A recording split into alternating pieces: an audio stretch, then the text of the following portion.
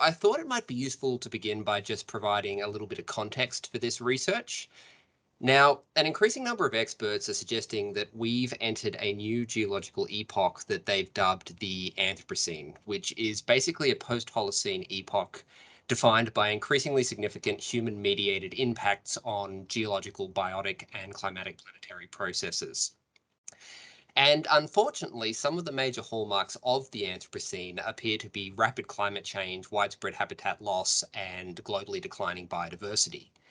And among the species that are expected to be hardest hit by these accelerating human-mediated environmental challenges in the near future are specialist folivores like the koala.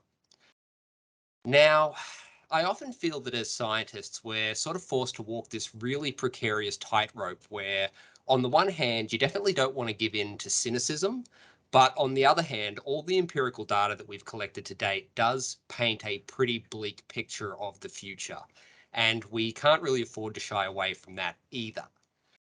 For example, how many of you knew that the destruction of core koala habitat actually increased after the species was listed as vulnerable in 2012? So in New South Wales alone, koala habitat destruction increased by about 32% from an average annual loss of around 11,000 hectares between 2004 and 2012, jumping up to an annual loss of around 15,000 hectares between 2012 and 2017. So if the recent decision to reclassify koalas as endangered doesn't exactly fill you with optimism, you are kind of right to be skeptical. On top of that, in 2017, the New South Wales Coalition government scrapped 3 key pieces of legislation that were specifically aimed at protecting native vegetation and wildlife and replaced them all with the Biodiversity Conservation Act. So this new legislation essentially allows landholders to decide unilaterally whether or not tree clearing on their properties requires prior approval, and spoiler alert, most of the time they don't think that it does. And what that means is that most rural and forestry lands, which by some estimates account for over 65% of remaining koala habitat, are now effectively beyond the reach of any enforceable conservation policies. And I know some people feel that koalas kind of occupy too much of legislators' time, but it's also worth remembering that a lot of our other endemic flora and fauna also kind of require this habitat. So it's a bit of a problem across the board, not just for koalas. So, because there's unfortunately no reason to suspect that the loss of native habitat is really going to do anything but accelerate in the near future, there's growing consensus among stakeholders in government, academia, and conservation that we really need to find a way to get out ahead of this.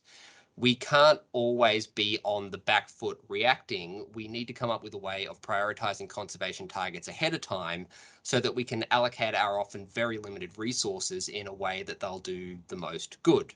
And one way we can do that is by using genetics.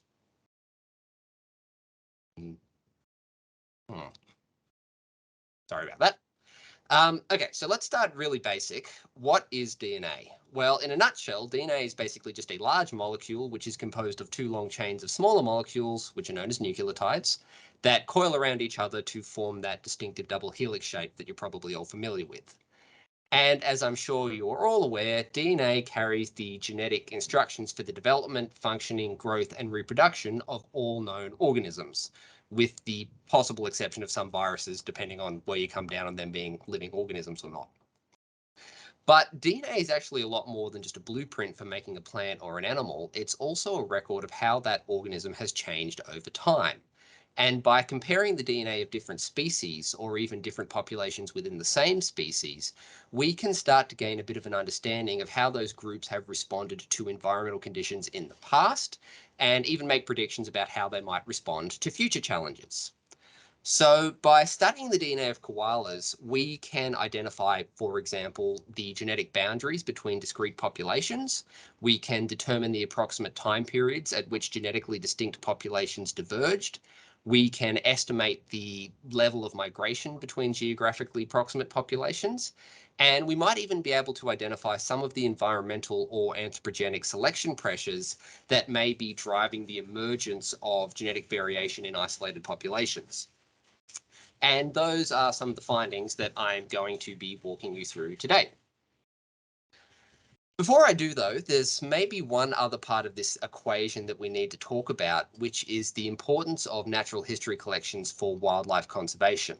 Now, rapid advancements in high throughput next generation sequencing technologies are allowing researchers to retrieve genomic information from museum specimens, so things like old skins or residual tissue and skeletal elements, which can then not only be used to establish the historical boundaries between genetically distinct populations or lineages in areas where a species may no longer exist, but they can also be used to directly assess recent genetic responses to climate change and habitat loss over time.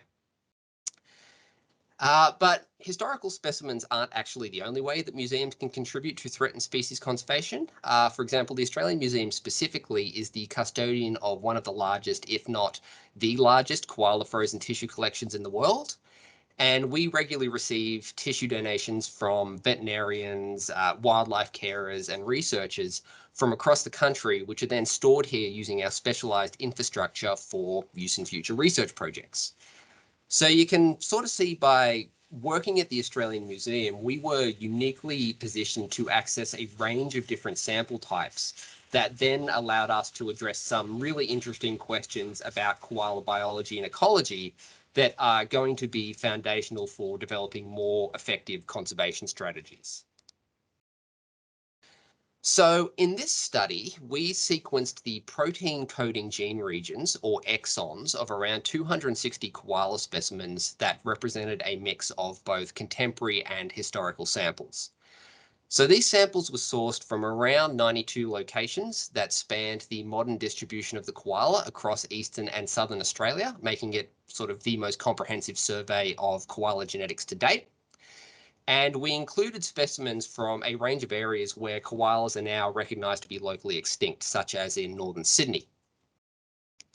So I'm not going to spend too much time on our methods, but just to give you a broad overview of what the process looked like. The first thing we did was compile a list of exons using the Tasmanian devil reference genome. And the reason we used the devil genome for this is that it was actually the best quality genome available for an Australian marsupial at the time. Apologies if you can hear the trolleys in the background there. It was actually the best reference genome available at the time for an Australian marsupial because the koala genome hadn't actually been published yet. We then tried to find these same exons in 7 other marsupials, including the koala, using a combination of genome and transcriptome data, depending on what was actually available at the time for each species. After that, we imposed a number of different selection criteria to decide whether an exon should be included in the study, and a total of 2,167 exons met our selection criteria and were subsequently kept as targets. We then designed and synthesized what's called a sequence capture library to separate out those 2,100 odd exons that were identified as targets from the rest of the koala's genome. We prepared genomic libraries for each of the 260 koala samples, and then the individually indexed libraries were pooled and hybridized against the CCAP-EZ probes from the previous step. And then finally, DNA sequencing was performed and genetic markers called SNPs, or single nucleotide polymorphisms, were identified using various bioinformatic pipelines that I'll spare you the gory details of. And it was these SNPs that we used after several additional filtering steps for all of our downstream analyses. So hopefully I didn't just overload you with too much information there. Okay, so, on a continental scale, both model-based and multivariate clustering procedures supported the existence of 5 major genetic clusters or lineages of koalas. And what's more, most of these major genetic clusters appeared to be separated by well-known Pleistocene biogeographic barriers. A biogeographic barrier here meaning a feature of the landscape that acts as an impediment to the movement of animals. And when you examine them together, you do find several commonalities across these biogeographic barriers. For the most part, they're lower elevation zones of kind of dry, warm, open woodland or grassland that you would expect to provide suboptimal habitat for forest-adapted species like the koala, and would therefore presumably be pretty difficult for them to move across. So the most significant biogeographic barriers in koalas appear to be the Sydney Basin, the Clarence River Corridor, and either the Brisbane Valley or the St Lawrence Gap in Queensland. It's a little hard to tell at present because there's a bit of a sampling gap through central Queensland. So in the past, the Hunter Valley has been speculated to be a pretty significant biogeographic barrier for koalas, but with the inclusion of our historical samples from Sydney, we can now see that it really doesn't seem to be. Okay, so there's one other thing that I wanted to quickly draw your attention to, and that's that part of what makes koala conservation so tricky is that these animals are subject to wildly different legislation depending on what part of the country they're in. And as I alluded to earlier, koalas have been declared endangered under the EBPC Act in Queensland, New South Wales, and the ACT, but populations in Victoria and South Australia are currently excluded from that listing. Now, in New South Wales specifically, a number of different management frameworks have kind of come and gone over the years. And at one point, there were 7 koala management areas, or KMAs, which were created to facilitate conservation work. And the idea was kind of that these KMAs were going to provide regional divisions across New South Wales, which would be partly based on the distribution of preferred koala tree species and partly on local council boundaries to make the management of resources easier. But recently, these KMAs have been replaced by 48 ARCs, or areas of regional koalas, so areas of regional koala significance. And they were identified using, I quote, analysis of koala observation densities followed by spatial filtering of non-habitat features, incorporating barrier information where available, whatever that means.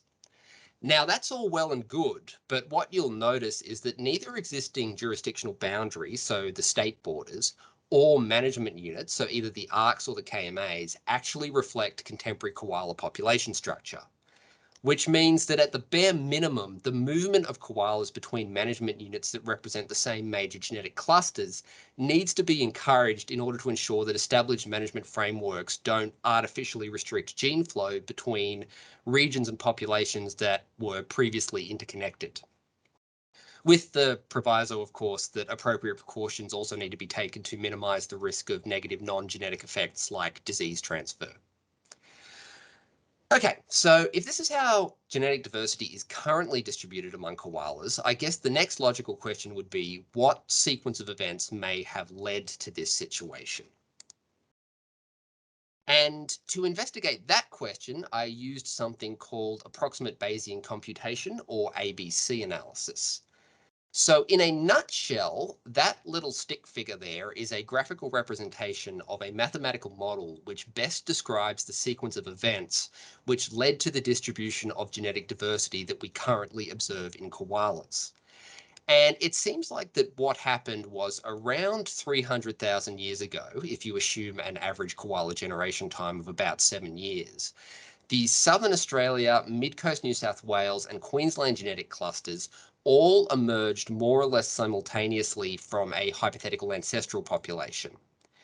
And while you do need to take precise divergence times with a bit of a grain of salt, these data strongly suggest that the demographic history of modern koalas has been heavily influenced by the Mid-Bruners transition, which was a major climatic reorganization that occurred around 430 to 300,000 years ago, which is believed to have increased the severity of glacial interglacial cycles and drove progressive aridity across much of the Australian continent. So the more pronounced climatic fluctuations of the middle to late Pleistocene are in turn hypothesized to have caused cyclical range expansions and contractions in many taxa, which you would expect to present now as divergent geographically discrete lineages as predicted by refugia hypothesis. And that is what we seem to see in koalas.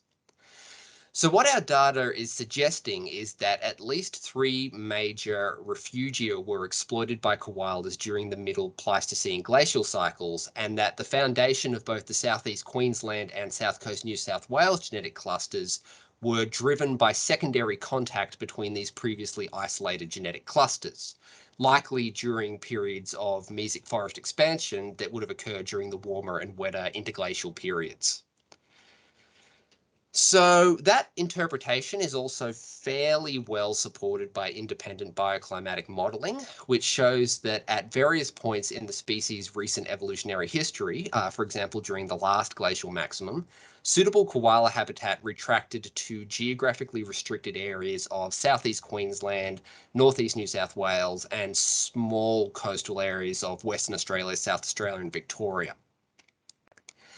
What's interesting, though, is that the last glacial maximum was only around 26,000 odd years ago, whereas these genetic clusters appear to be much older than that. So what that might indicate is that these refugia were exploited koalas across multiple Pleistocene glaciations. And the reason that that's now potentially concerning is that climate modeling indicates that suitable koala habitat is expected to undergo an eastward range contraction in response to anthropogenic climate change, similar to what is believed to have occurred during the last glacial maximum. Only this time, a lot of their traditional refugia may no longer be available to them because of extensive human modification to the environment. All right, so now we've identified a number of different biogeographic barriers in koalas, and we have some understanding of how those barriers developed. It's worth noting that we wouldn't necessarily expect any biogeographic barriers to be absolute, and that it might still be possible for koalas to move across them, however rarely, either now or at some point in their evolutionary past. So what I did here was use a program called Structure to look at genetic admixture, or the level of mixing between previously isolated koala lineages. And what Structure basically does is identify populations from a genetic data set and then calculates the relative contribution of each population to the genome of each individual.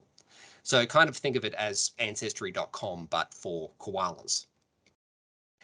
And using the New South Wales animals again as an example, what we see is that there has actually been quite a lot of admixture in koalas, particularly in parapatric or neighbouring populations, which means that from a management standpoint, we probably don't need to be too precious about moving them around, provided that we're not, translocating them into different, completely different climates or anything like that. One other potentially interesting thing that I'll quickly point out, though, is that genotypes that were inconsistent with the Mid-Coast New South Wales genetic cluster were observed in two individuals from the now extinct northern Sydney koala population. So specimens from Palm Beach and Avalon were assigned to the Queensland and Southern Australian genetic clusters respectively, and that strongly suggests that koala colonies endemic to northern Sydney were at some point supplemented with captive source individuals from other areas, possibly in an attempt to reverse the rapid population declines of the mid to late 20th century. Okay, so now we know that koalas can sometimes cross established biogeographic barriers, but what would be useful to know is how often that currently happens. And to answer that question, we investigated contemporary migration patterns across putative biogeographic barriers using a Bayesian statistical framework implemented in the very unfortunately named program BayesAS. So our analyses yielded consistently low estimates of contemporary gene flow across putative biogeographic barriers, but with a couple of notable exceptions. So the largest proportion of migrants appeared to be the result of asymmetrical westward dispersal across the Great Dividing Range from coastal New South Wales. Now, that's potentially interesting for a couple of reasons. Firstly, it suggests that a source-sink dynamic may exist across the Great Dividing Range in koalas, meaning that more densely populated eastern coastal regions are disproportionately contributing immigrants to more sparsely populated regions in the west. Secondly, it's well documented that a number of previously large and stable western koala populations have declined dramatically in recent years, with further habitat loss and associated local extinction events predicted under anthropogenic climate change. Which means that we potentially have a net movement of koalas into heavily modified suboptimal habitat, which you have to imagine is not going to be great for the long-term persistence of the species. And thirdly, This kind of seems to indicate that there is no real reproductive isolation or resistance to genetic introgression at locally adapted loci between western and coastal koala populations. Now, the reason that that's potentially important is that populations to the west of the Great Dividing Range are often assumed to harbor unique adaptations to drought and heat waves, which has led in the past to suggestions that assisted gene flow between western and eastern koala populations might help mitigate maladaptation to anthropogenic climate change through processes such as adaptive introgression. Now, personally, I've never really bought into that idea. Firstly, there's not even any real evidence that Western koala populations are actually adapted to tolerate droughts or heat waves. And there's actually quite a bit of evidence to the contrary. For example, when Southeast Queensland experienced a drought in the early 2000s, the koala populations there declined by about 80%. They just straight up all died, which doesn't suggest that they're terribly well adapted to dealing with drought or heat waves. So that suggests to me that the ability of koalas to survive west of the Great Dividing Range may be more down to in situ behavioral adaptations rather than intrinsic genetic ones.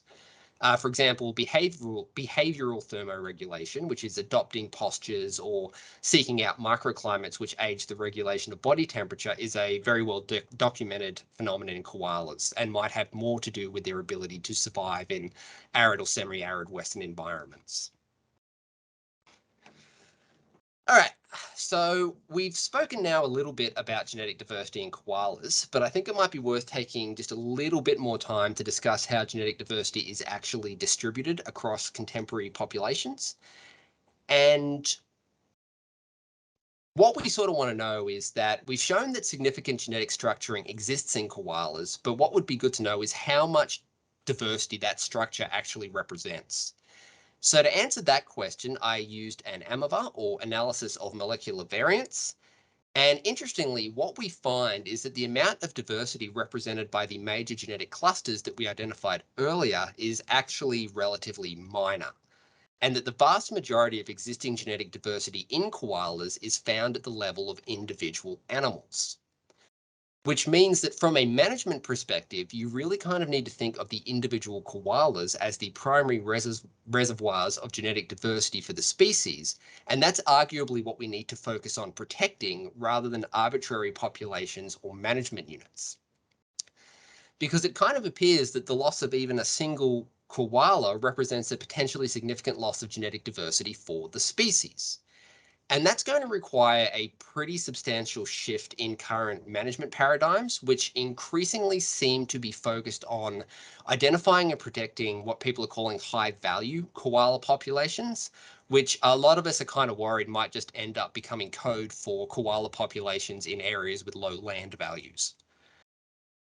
So one other thing that I'll quickly point out is that colored graph on the bottom right there, which highlights the different levels of genetic diversity that we observed in the 5 major clusters of koalas. And basically what we found was that contemporary levels of genome-wide diversity were not significantly different between parapatric or neighboring koala genetic clusters, but that on a continental scale, a clear geographical pattern of genetic structure emerged in which overall genetic diversity declined with increasing latitude. Now, one possible explanation for that pattern is that southern koalas, meaning those in Victoria and South Australia, are known to have experienced extensive and repeated population bottlenecks as a result of overhunting, of translocating small numbers of individuals, and population crashes caused by population explosion and overbrowsing, which could now be reflected in the genetics of this cluster. In contrast, it's generally believed that the more northern koala populations in Queensland and New South Wales largely escaped similarly severe bottlenecks, despite heavy hunting following European occupation. So our data broadly do seem to support this assumption, as analyses incorporating historical museum specimens didn't really provide any evidence of significant declines in genetic diversity within these northern koala populations over the last 120 odd years. There is one other possibility, though, which is that an older bottleneck event actually underlies the negative relationship between latitude and genetic diversity that we observed in our extant koala clusters. So as I mentioned earlier, there's a growing body of evidence which suggests that koala populations experienced severe continent-wide demographic declines through the last glacial maximum. And climatic refugia are consequently believed to have played a pretty significant role in the species' survival into the Holocene. So, if a greater amount of core koala habitat persisted in areas like southeast Queensland and coastal New South Wales during the last glacial maximum, then that could have supported larger and more stable koala populations, which may have survived in these areas and experienced less severe demographic bottlenecks than their conspecifics in the south. So that's just another theory we're working with, or another hypothesis, I should say. Okay, so the last thing I wanted to talk about is what has been termed neutral and functional genetic diversity and what its implications are for koala conservation, or if there even are any implications for koala conservation. So the growing accessibility of genome-scale datasets for non-model organisms has led to suggestions that greater emphasis needs to be placed on the maintenance of genetic variation that is thought to directly affect fitness-related traits, as opposed to more traditional approaches which prioritize conserving genome-wide genetic diversity. So one example of potentially functional genetic diversity would be what's called Bergmann's rule, which basically states that within broadly distributed taxa, populations and species of larger size are typically found in colder environments, while populations and species of smaller size are generally found in warmer environments, basically because a larger body retains heat better than a smaller one because of the relatively smaller surface area to volume ratio. And the genetic diversity that underlies those size differences could be termed functional genetic diversity because it directly affects a fitness-related trait. Now, that all sounds great in theory, but in practice, the elements of genetic diversity which are considered adaptive often vary significantly across time and space, as selection pressures are subject to continual fluctuations. And what that kind of means is that variation which is putatively neutral at present may end up proving critical for fueling adaptation to unpredictable future conditions, and vice versa. Genetic diversity that is currently adaptive may not actually prepare animals to deal with unpredictable future conditions. So I'm not really convinced that identifying putatively functional genetic diversity really has any implications for koala conservation per se, but it's still a potentially interesting research question. So to get at that question, I used a number of different gene environment association methods to identify putatively adaptive alleles in koalas. And not surprisingly, on a continental scale, genetic structure in koalas was primarily attributed to random genetic drift and geographically restricted gene flow for all the reasons that we've already discussed. But we also did detect signatures of polygenic climatic adaptation. So a total of 75 genes were putatively linked to local adaptation in koalas. So temperature-related environmental predictors appeared to be the most important drivers of putatively adaptive regional genetic variation, and they accounted for about 35% of loci that showed signatures of selection. So this demonstrates that a suite of complex molecular mechanisms are likely to underlie thermal tolerance in koalas. Now, it's also well known that body size in the modern koala represents a latitudinal morphocline. So adult individuals within southern higher latitude populations are significantly larger on average than their conspecifics from lower latitudes in the north, again, in accordance with Bergmann's rule. As you can see from this picture here, the southern koala is the bigger one on the left. So we identified several exons linked to adipogenesis, or the formation of fat cells. So that's the frizzled class receptor 4 protein and the RAB11 family interacting protein 1, in addition to a number of genes associated more generally with the regulation of cell growth, differentiation, and cell death or apoptosis. And because all of those processes are intimately linked to embryonic and postnatal development, it's possible that these loci represent components of the genetic pathways which drive climate-based size variation across the koala's range. Now, interestingly, exons associated with both innate immune function, so complement C1q chain, and hemostasis, coagulation factor X, so hemostasis meaning blood clotting, that kind of thing, were also found to be linked to temperature-dependent selection. Now, both hypothermia and hyperthermia are associated with the impairment of immune function and coagulopathy. So basically, failure of the coagulation systems in your blood. And as marsupials typically display a much greater daily range of body temperature than eutherian mammals, it's highly likely that environmental temperatures could exert a proportionally greater influence on these physiological processes and could therefore create strong regional selection pressures. Now, again, it's worth stressing that linking polygenic selection to fitness traits is extremely difficult without observing associated changes in phenotype, which requires massive data sets that don't actually exist for most wild populations and most likely never will. But at the very least, we've identified a bunch of genes of interest that could be the targets of future research that collects phenotypic and gene expression data. So I'm just going to quickly finish up by pointing out that this research has spun off a number of ongoing collaborations with various researchers both across Australia and internationally. So it's kind of a good example of how at times koalas can bring the research community together. And with that, I'd like to thank you very much for the opportunity to present our research.